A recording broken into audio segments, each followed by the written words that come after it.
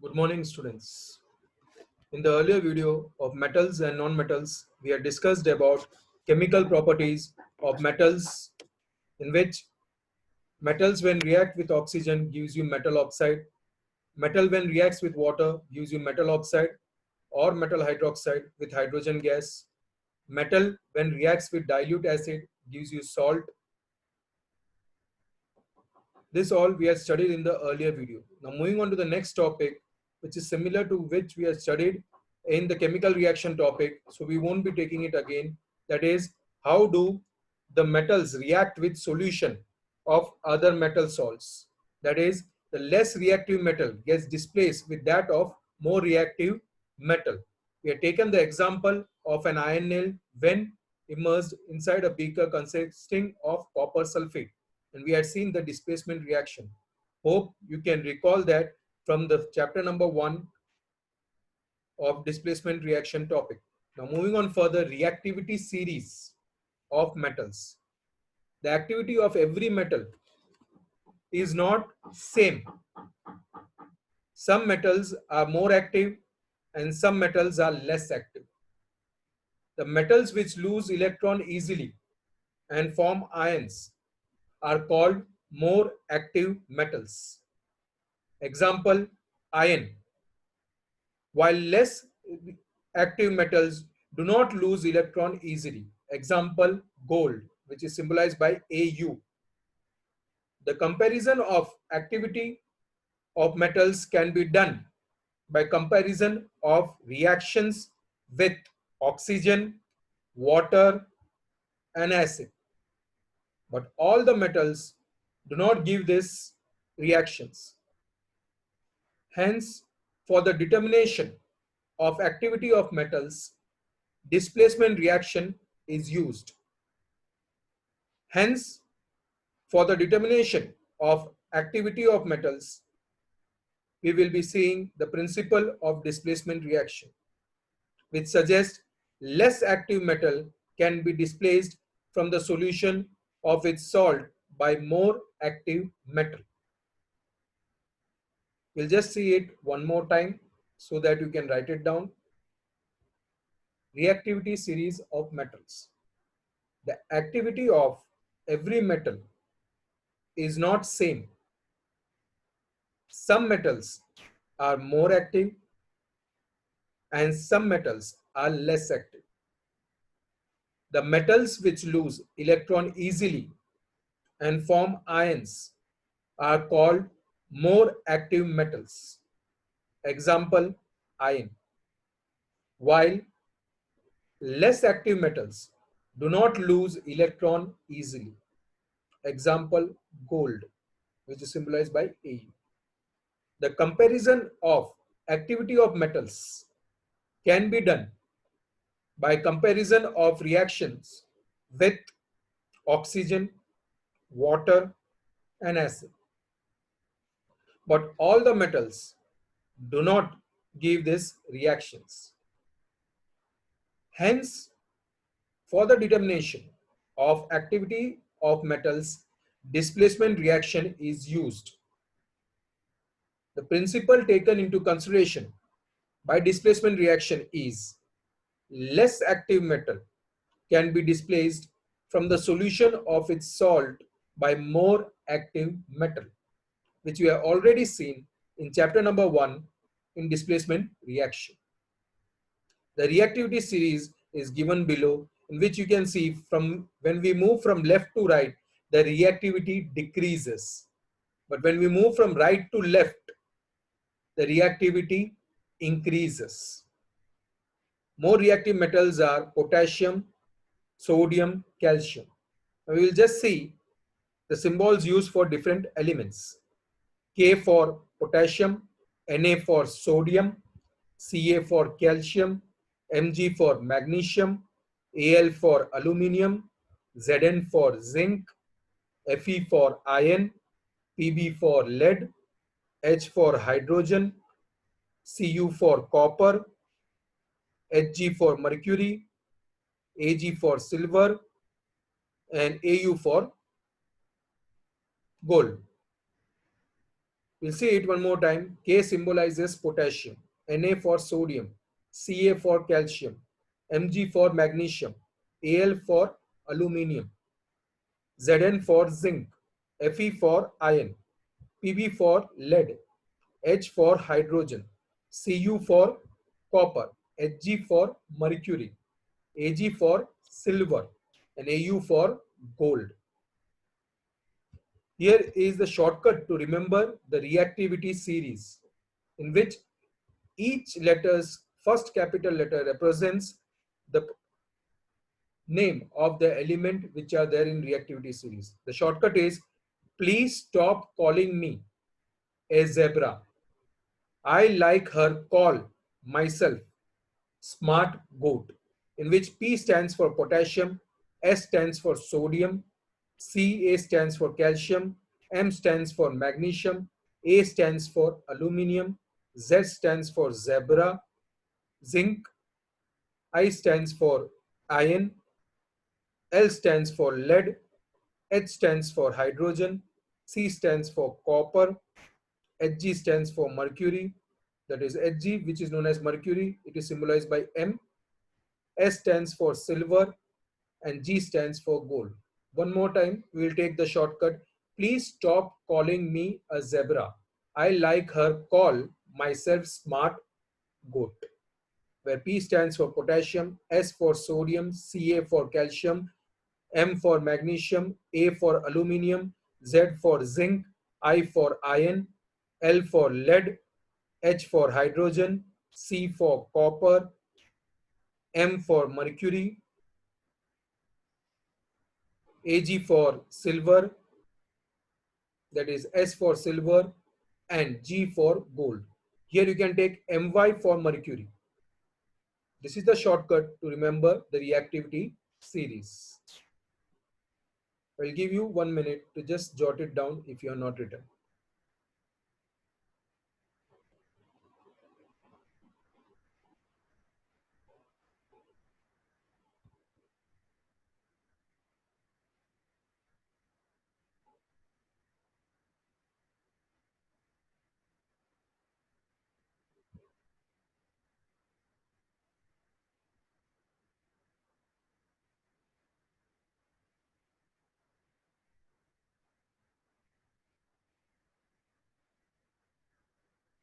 Hope you all might have written. Moving further to the next topic of the chapter, that is, how do metals and non-metals react? Our next topic. The properties of an element depends upon the electronic configuration of its atoms. Hence, the properties of molecules of elements also depends on the electronic configuration of the atoms present in it and how they are combined with each other. So, question arises, what is electronic configuration? So the definition of electronic configuration is the systematic arrangement of electrons in an atom of an element is known as electronic configuration. One more time, the systematic arrangement of electrons in an atom of an element is known as electronic configuration. We'll take example of it. For example, in the electronic configuration of elements of group 1, namely Li for lithium, Na for sodium, K for potassium, etc., the outermost shells have one electron, and so these elements have the tendency to lose this one electron and form positively charged ions. I repeat, in the electronic configuration of the elements of group 1, namely lithium, sodium, potassium, etc., the outermost cells have one electron, and so these elements have tendency to lose this one electron and form positively charged ions.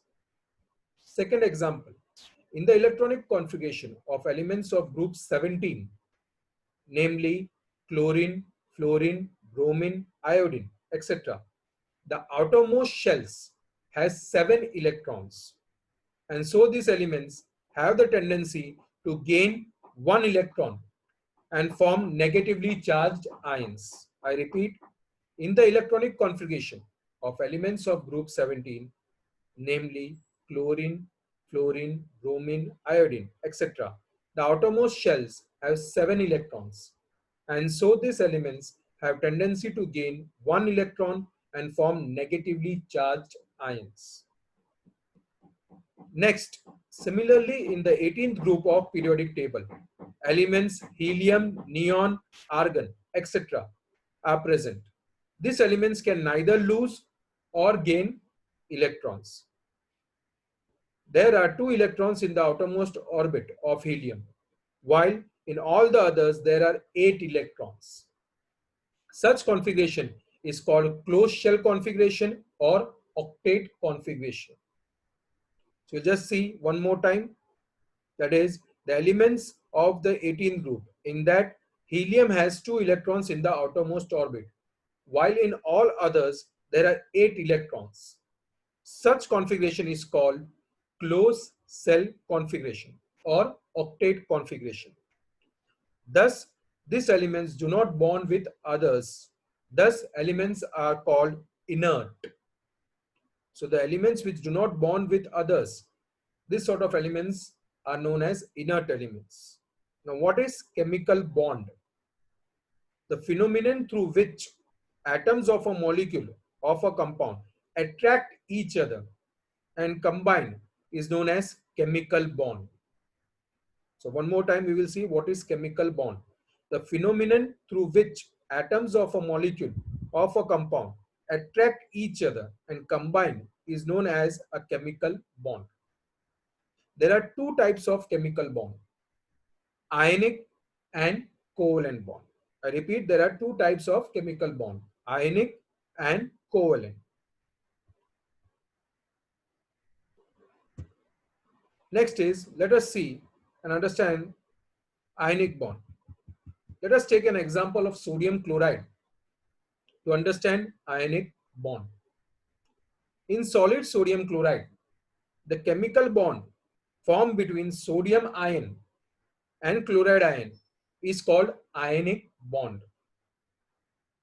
Atomic number of sodium, which is symbolized by Z, is equal to 11 and its electronic configuration is 281. Since its valency is 1, it will lose its 1 electron and form positive ion. As a result, electronic configuration of sodium ion will achieve closed electronic configuration of 2,8, which is similar to that of neon. Sodium element, electronic configuration 281, loses to form sodium ion 28. Same way, atomic number of chlorine, which is symbolized by Z, that is 17, and its electronic configuration is 287. Since its valency is 7, it will gain 1 electron and form negative ion. As a result, electronic configuration of chloride ion will achieve closed electronic configuration of 288, which is similar to that of argon.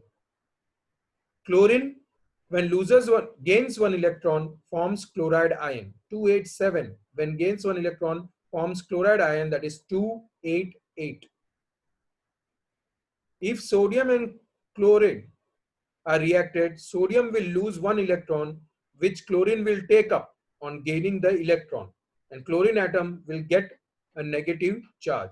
So here you are able to see that a sodium chloride compound is formed by ionic bond. We'll one more time take this topic, that in sodium chloride, the chemical bond formed between sodium ion and chloride ion is called ionic bond. Atomic number of sodium is 11 and its electronic configuration is 281. Since its valency is 1, it will lose its 1 electron and form positive ion. As a result, electronic configuration of sodium ion will achieve closed electronic configuration of 2,8, which is similar to that of neon. Sodium element, electronic configuration 281, gives sodium ion 28, losing 1 electron. Atomic number of chlorine, that is 17, and its electronic configuration is 287. Since its valence is 7, it will gain 1 electron and form negative ion. As a result, electronic configuration of chloride ion will achieve closed electronic configuration of 288, which is similar to that of argon. Chlorine 287, when gains 1 electron, gives you chloride ion that is 288.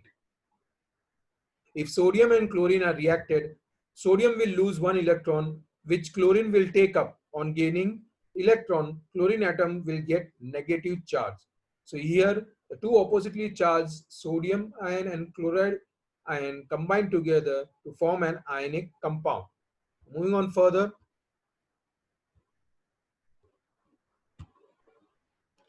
you can see in this equation, sodium and chloride ions are oppositely charged, and hence they attract each other and hold each other by strong electrostatic force. So sodium chloride does not exist as an atom, but as oppositely charged ions. So this is how the compound sodium chloride is formed by ionic bond. Now moving on to the second example, magnesium's atomic number is 12 and its electronic configuration is 282.